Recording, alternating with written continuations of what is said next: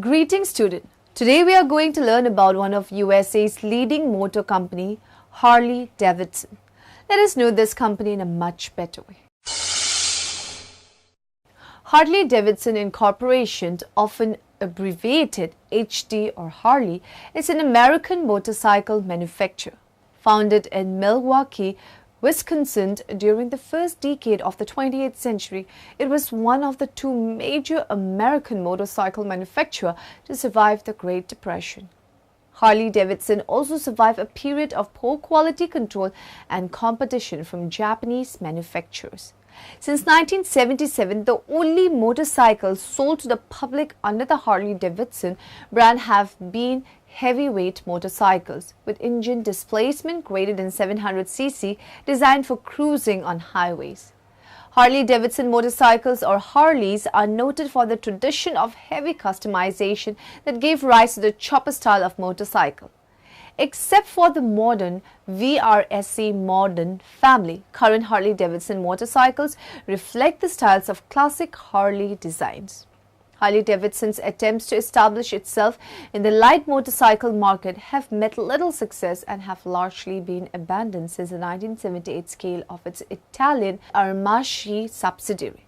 Harley-Davidson sustained a large brand community which keeps active through clubs, events and a museum. Licensing of the Harley-Davidson brand and logo accounted for $40 million, 0.8% of the company's net revenue in 2010. In 1901, William S. Harley, age 20, drew up plans for a small engine with a displacement of 7.07 cubic inches, 116 cc and 4-inch 102 mm flywheels. The engine was designed for use in a regular pedal bicycle frame. Over the next 2 years, Harley and his childhood friend Arthur Davidson worked on their motor bicycle using the Northside Milwaukee machine shop at the home of their friend, Henry Milk. It was finished in 1903 with the help of Arthur's brother Walter Davidson. Upon testing the power cycle, Harley and the Davidson brothers found it unable to climb the hills around Milwaukee without pedal assistance. They quickly wrote off their first motor bicycle as a valuable learning experiment.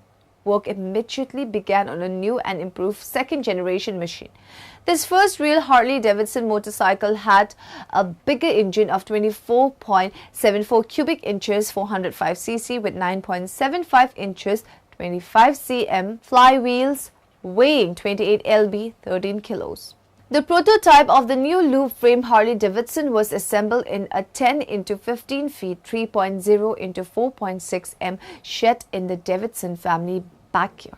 Most of the major parts, however, were made elsewhere, including some probably fabricated at the West Milwaukee rail shops, where oldest brother William A. Davidson was then toolroom foreman. This prototype machine was functional by September 8, 1904, when it completed in a Milwaukee motorcycle race held at State Fair Park. In January 1905, small advertisements were placed in the Automobile and Cycle Trade Journal that offered bare Harley-Davidson engines to the do-it-yourself trade. In 1906, Harley and the Davidson brothers built their first factory on Chestnut Street, later Juneau Avenue. This location remains Harley-Davidson's corporate headquarters today. The first Juneau Avenue plant was a 40 into 60 feet, 12 into 18 m single-story wooden structure. The company produced about 50 motorcycles that year. By 1911, some 150 makes of motorcycles had already been built in the United States, although just a handful would survive the 1910s. By 1913, the yellow brick factory had been demolished and on the site a new 5-story structure had been built. Begun in 1910, the factory with its many additions would take up 2 blocks along Juneau Avenue and around the corner on 38th Street. Despite the competition, Harley-Davidson was already pulling ahead of Indian and would dominate motorcycle racing after 1940. Production that year swelled to 16,284 machines. In the 1970s, the United States entered World War I and the military demanded motorcycles for the war effort. Harleys had already been used by the military in the Pancho Villa expedition, but World War I was the first time the motorcycle had been adopted for combat service.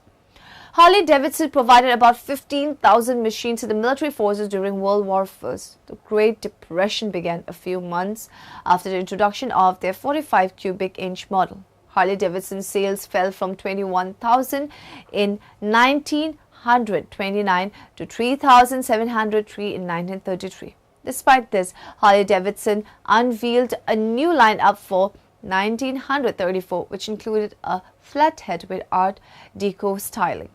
In order to survive the remainder of the Depression, the company manufactured industrial power plants based on the motorcycle engines. They also designed and built a three-wheel delivery vehicle called the Survey car, which remained in production until 1973. One of only two American cycle manufacturers to survive the Great Depression, Harley-Davidson again produced large numbers of motorcycles for the U.S. Army in the World War II and resumed civilian production afterwards, producing a range of large V-twin motorcycles that were successful both on racetracks and for private buyers.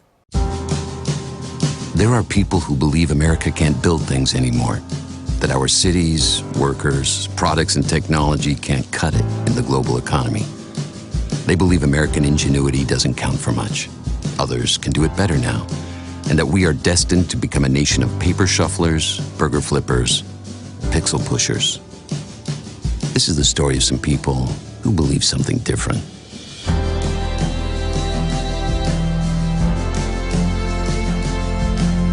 These are people who believe in the American craftsman because they are American craftsmen. They are people who transformed a factory by holding on to their values while modernizing their methods. Their product is rolling across 6 continents now.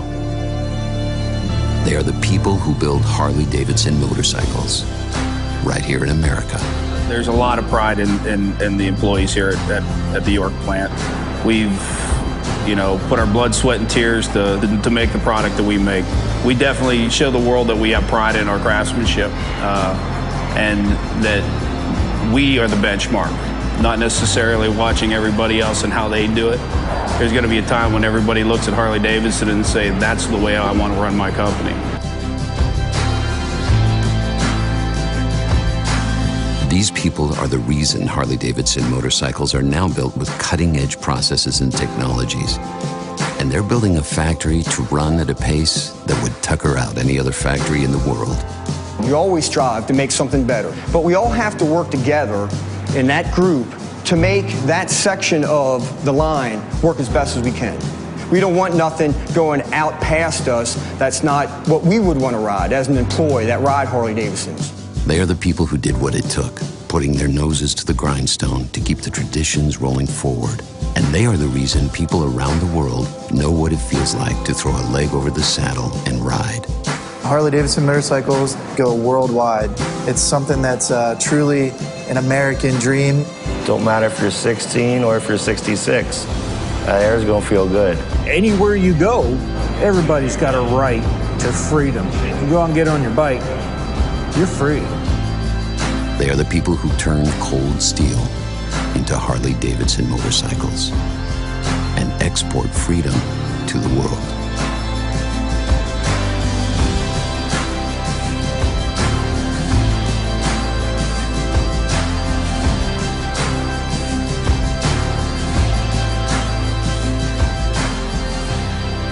This is what America can do. In 1952, following their application to the U.S. Tariff Commission for a 40% tax on imported motorcycles, Harley-Davidson was charged with restrictive practices. In 1969, American Machine and Foundry AMF bought the company, streamlined production and slashed the workforce. This tactic resulted in a labor strike and a lower quality of bikes. The bikes were expensive and inferior in performance, handling and quality of Japanese motorcycles. Sales and quality declined and the company almost went bankrupt. The Harley-Davidson name was mocked as Hartley-Abelson, Hartley Driverbuilt and Hockley Ferguson's, and the nickname Hawk became pejorative. In 1977, following the successful manufacture of the Liberty Edition to commemorate America's bicentennial in 1976, Harley-Davidson produced what has become one of its most controversial models, the Harley-Davidson Confederate Edition. The bike was essentially a stock Harley with Confederate specific paint and details.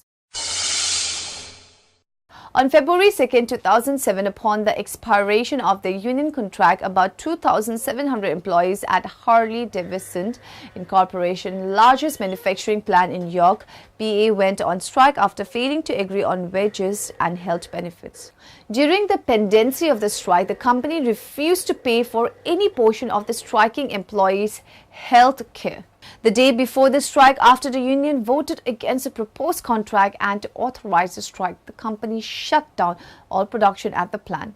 The York facility employs more than 3,200 workers, both union and non-union. Harley-Davidson announced on February 16, 2007 that it had reached a labor agreement with union workers at its largest manufacturing plant, a breakthrough in the two-week-old strike.